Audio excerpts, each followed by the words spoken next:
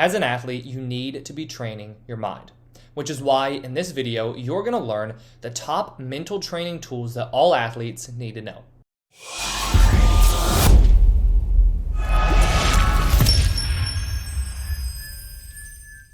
Hey there, I'm Eli Straw, mental performance coach and founder of SuccessStartsWithin.com.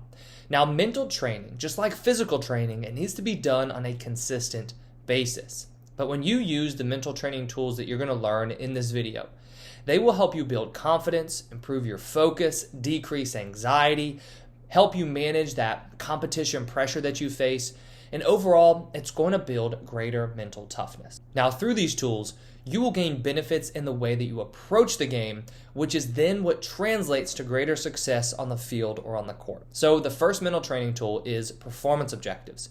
Performance objectives allow you to set a clear objective going into either a practice or a game. Now, why would performance objectives be important? Well, when you're dealing with anxiety, for example, anxiety happens because you are too worried about what is going to happen. Maybe you don't want to miss this next shot. Maybe you don't want to make an error this game. Maybe you desperately want to get a hit.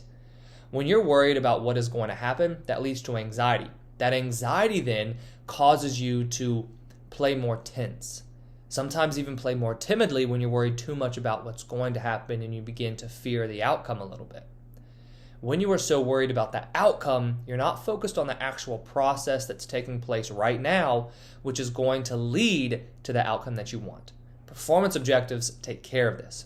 Performance objectives, they allow you to say, okay, let's use a tennis player as example.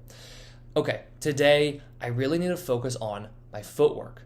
I've noticed that I've been struggling with my backhands a lot. I haven't been able to hit them very well, so I'm going to really focus on my footwork to give myself the best chance to hit that backhand and to succeed and win this game, which is what I ultimately want. But to get what I want, I need to focus on something small, so I'm going to focus on my footwork. Now, that is on the technical side, right? So that has to do with your mechanics. Another example of that, which is a very simple example, is as a basketball player, you might say, I want to focus on following through on every shot. That may seem very trivial, but what that does is it forces you to focus on one piece of your mechanics that you can control that's then going to help you make the shot on a more consistent basis. So that's on the technical side. But you also can set performance objectives on the mental side. Now, these mental performance objectives, they're going to have to do with the way that you're approaching the game, kind of what you're thinking about, controlling how you're feeling. A great example I like to give all the athletes that I work with is saying, okay, I'm going to focus on feeling confident no matter what. What that means is if I make a mistake, my responsibility today, because it's my objective, is to feel confident. How could that help you? Well, if you make a mistake in a game, can you change that mistake? No. What can you influence? What's going to happen? Do you want that mistake to lower your confidence going forward because that's probably going to negatively influence what's going to happen? No. What you want to do is focus on feeling confident despite that mistake. That's going to help you put yourself in a position to succeed as you move forward in the game. So those are the ways that you can use performance objectives. You set them on the technical side of your game, and you set them on the mental side of the game. The next mental training tool is self-talk. Self-talk refers to how you talk to yourself. More specifically and more commonly, how you think, right? So going into a game, during a game, or after a game, what are you thinking about? This also happens during practice. During practice, what are you thinking about? Those thoughts are going to directly influence how you feel. The way that you feel, the way that you think, that's going to play into your actions. One of the main ways that this really influences you as an athlete is with your confidence. If you're talking to yourself in a way that is boosting your confidence, you're going to feel more confident. If you feel more confident, you're going to play better. If you're speaking to yourself in a way that is doubting your skills, it's doubting your ability to play against that really good opponent, that's going to lower your confidence. Lower confidence equals lower levels of performance. We can also use self-talk to manage mistakes better, to calm yourself down when you're feeling anxious. All of that can be influenced through the way that you're thinking and through the way that you're speaking to yourself. Now, the way that you use self-talk as a mental training tool is you come up with a list of some common positive and productive phrases that you want to say to yourself, and then you repeat them on a daily basis. Repeating them on a daily basis, This helps to reprogram your mind, reprogram the way that you actually think.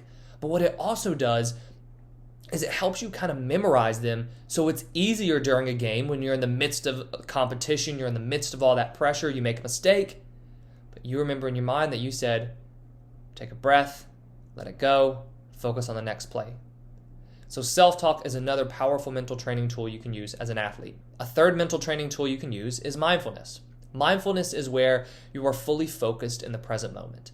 But training mindfulness is where you actively work on practicing the skill of being focused in the present moment. This is so important to you as an athlete because focus is crucial to your success. And mindfulness is focus training. The more that you can center yourself and be present, the more focused you're going to be. When you're not focused, you're distracted. And when we say that you're fully in the present moment, of course your body is always in the present moment. So we're talking on a level of your thinking, your awareness. When you're distracted, right? When you're not focused during a game, your mind and your thoughts, they're on everything else. You're thinking about what's going to happen. You're worried about what your coach is thinking. You're worried about the field conditions. You're worried about that person in the stands. You're not worried about what is going on right now that you are doing. Mindfulness helps you to kind of remedy that. To train mindfulness, one of the best ways that I have athletes do this is through mindfulness meditation. You sit down for about 5, 10, maybe 15 minutes a day. You just focus on your breath. The more you focus on your breath, the more you're training mindfulness. Now, what you do when you start to think about what you're going to have for dinner that night, for example, you just gently bring your attention back onto your breath. You do that until the alarm starts to go and your time is finished. So that's how you train mindfulness, and mindfulness is then going to train your focus as an athlete. Another mental training tool that you need is mental rehearsal. Mental rehearsal, you're going to hear referred to as visualization and also mental imagery. With mental rehearsal, you are going to rehearse your skills mentally. So what you're going to do with this, let's use a baseball player as an example, is say, all right, I want to train and I want to get a little bit more confident with my hitting. So you sit down, close your eyes, take a few deep breaths, get yourself nice and relaxed, and then you imagine yourself stepping into the batter's box, facing a pitcher. Maybe you're struggling a lot right now with facing a lefty, so you imagine yourself facing a lefty. You see them go through their windup, deliver the pitch, you see yourself hit it. But you don't stop there. Did you hit a double? Did you hit a single? Did you get out? See what happens. And since you're actually controlling the mental rehearsal, I really don't recommend you imagining yourself getting out. So let's say that you hit a double. You drove the ball into the left center gap, so you see yourself run the bases, getting on second base, and then here is where it's a very important part. Feel confident and successful afterwards. You have to bring emotion into your visualization. Make sure it is detailed. Make sure you are seeing yourself perform, not watching yourself perform, but seeing just like you were in that actual moment, and then feel successful and feel those emotions. And then the last mental training tool is reframing. Reframing is so powerful because it allows you to say, okay, how do I want to look at this situation?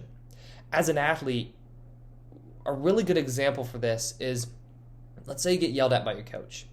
Probably don't feel too good because of that, right? But what can you take from that yelling, right? That kind of seemingly negative situation where you feel like you got chewed out. How can you take something positive from that? A lot of times it probably feels like you can't take anything positive from it. But if you reframe that and you say, okay, well, coach was right about this, I can actually use that to improve, you're reframing that situation to where now it is not such a negative feeling, a negative memory. You're taking something positive out of it, you're reframing it. Another way this can be used is with making a mistake during a game. Very similar example. You say, okay, I made that mistake, but let's reframe it. Let's reframe it to a learning experience. What can you learn from that? How can you apply that to training moving forward? So those are the mental training tools that you need to learn as an athlete. Begin using those on a consistent basis, apply them to your game, and that's going to help you increase your success on the field or court. I hope you enjoyed this training. If you did, please hit that like button and subscribe if you haven't already. We put out new trainings each week on sports psychology and the mental game. If you have any questions about this training or any sports psychology topic, please leave a comment below. If you want to learn more about myself or Success Starts Within, head over to successstartswithin.com.